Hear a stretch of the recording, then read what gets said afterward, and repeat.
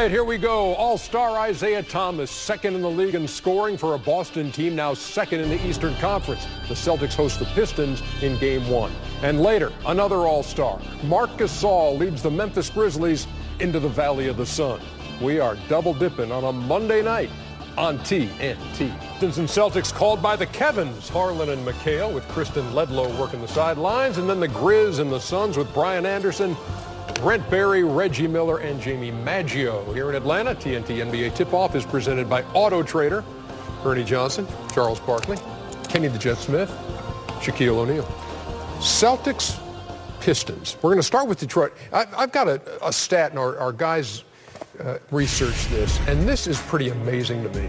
In their first 27 games, these guys were allowing just under 96 points a game, and over the last 20, 14 points worse. How does that happen? How does a team go from allowing 96 to 110 in the span of 20 games? Well, it's surprising. I'm going to use the word lack of focus, but I played for Stan Van Gundy. He's a guy that will definitely get you prepared for the game with stats, with films, with the things that he says. And, you know, this one is just, you know, I have to put this onus on the players. You know, they just have to step up and you know, do a little bit better. Because if you look at that roster, they're pretty talented. You know, we thought that they were going to do a whole lot better.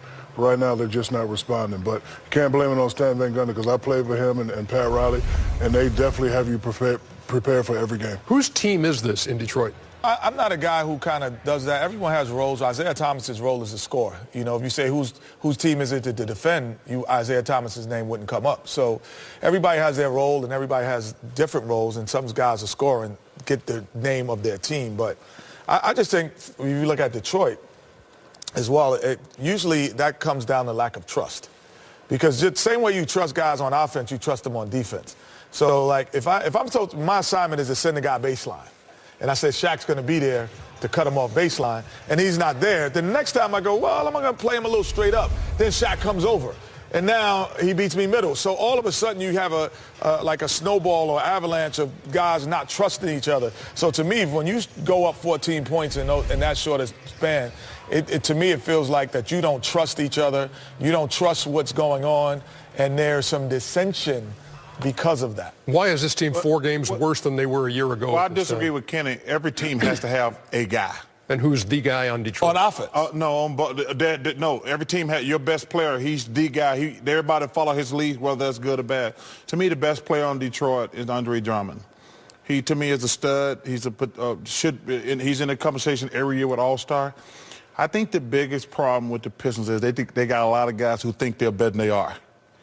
That's what I think their problem is. You know, they got guys who got money, and people are like, whoa, I make money. I'm a star. I'm a good player.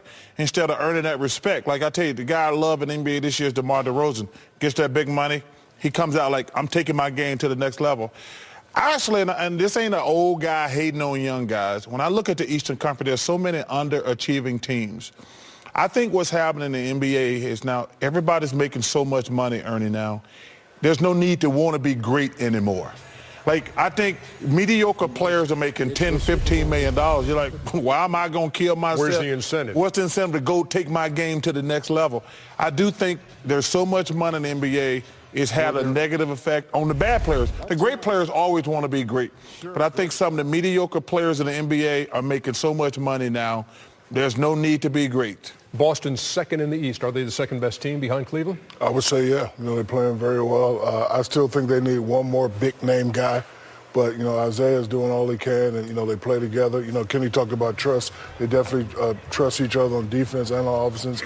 And this guy, ever since his growing injury, averaging 32, I say this all the time, wish he was 6'6". If he was 6'6", he might average 50. That's what I'm saying. Or he might average 12. I mean, I think his size makes him want to have a chip on his shoulder. He was a late draft pick. I think he's the last guy picked in the second round. This guy wants to be great. To me, he's what's great about the NBA. Would you make a move for Melo if you were Boston? Boston? Yeah. No. I don't know if he changes it, makes them a championship team. I don't know if he gets them better than Cleveland. But, you know, they have a different style of play that he would probably have to kind of change his game and piece to. I just don't know if he makes them better. But it is a possibility. To me, he's an unbelievable scorer. And at this stage of his career, you know, they have to put guys who aren't the main guy on him. So all of a sudden, he still can be a great scorer.